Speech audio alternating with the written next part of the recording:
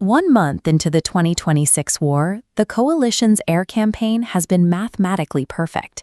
In the first 24 hours alone, U.S. and Israeli forces dropped over 1,000 munitions, hitting thousands of targets across the Iranian interior. The initial wave achieved total decapitation. Precision strikes wiped out the supreme leader and the top tier of Iran's military command in broad daylight. By any traditional metric, the Iranian state was dismantled before it could even issue a counterorder. But that conventional success has run into a wall of economic reality. Global shipping is stalled outside the Persian Gulf. Oil prices have climbed 40%, and the White House is now issuing public ultimatums on social media, threatening to target civilian infrastructure to break the deadlock. This disconnect between air power and regional control is the result of a specific shift in strategy. By retreating from standard battlefields, the remaining Iranian units have pivoted to a campaign that targets the specific resources the modern world requires to function. On February 28, 2026, diplomats in Muscat, Oman, believed they were hours away from a breakthrough in nuclear negotiations. The Omani foreign minister had publicly stated that a deal to freeze uranium enrichment was within reach. Those talks were the backdrop for Operation Epic Fury. It was a surprise joint attack designed to eliminate Iran's leadership and its weapons capabilities in a single overwhelming blow, preempting any possible retaliation. The strike severely damaged Iran's nuclear infrastructure, hitting over 500 military sites, including the sprawling underground complexes at Natanz. While the central command was destroyed, the military didn't collapse.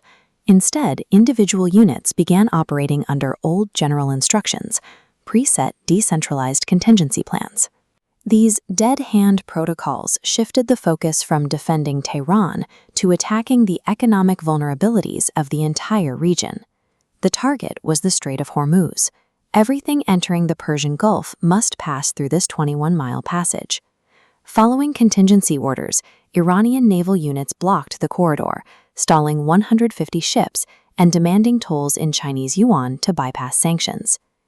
To break the hold, the U.S. military launched the largest buildup in the region since the 2003 invasion of Iraq. Multiple carrier strike groups were moved into position to secure the transit routes by force. When the blockade held, the U.S. expanded its targets, bombing 90% of Iran's own oil export capacity at Kharg Island. By destroying Iran's ability to sell its own oil, the coalition removed the primary incentive for restraint. With their own energy economy in ruins, the remaining Iranian forces shifted their focus toward a more critical and more fragile resource. The conflict escalated further when the U.S. threatened to destroy Iran's power plants and desalination facilities. It was a threat aimed at the survival of the Iranian population, but it overlooked a massive geographic vulnerability on the other side of the Gulf. This chart shows the percentage of drinking water derived from desalination. Kuwait at 90%, Oman 86%, and Saudi Arabia 70%. These facilities aren't hardened bunkers. They are sprawling, exposed industrial sites on the coastline, making them easy targets for drones.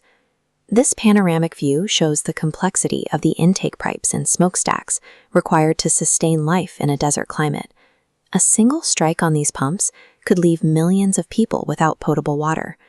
In a region where major cities are entirely dependent on artificial water, any strike on a desalination plant becomes a suicide pact. If Iran loses its water, it has the capacity to ensure its neighbors lose theirs as well. The most advanced military in the world now finds its strategy constrained by a basic human need for thirst. The gleaming skyline of Kuwait City is a testament to the wealth generated by the energy trade. But that urban density is entirely artificial, sustained by a continuous loop of industrial intervention. These saltwater kingdoms rely on technology to survive their own climate. Without the constant operation of the coastal plants, the desert environment would reclaim these cities in a matter of days. If the desalination network fails, the countdown starts immediately. Without backup reservoirs, the populations of these major metropolitan centers would run out of safe drinking water almost as soon as the power goes out. Stealth bombers and aircraft carriers can win battles between states, but they offer little defense for a water intake pipe against a single drone.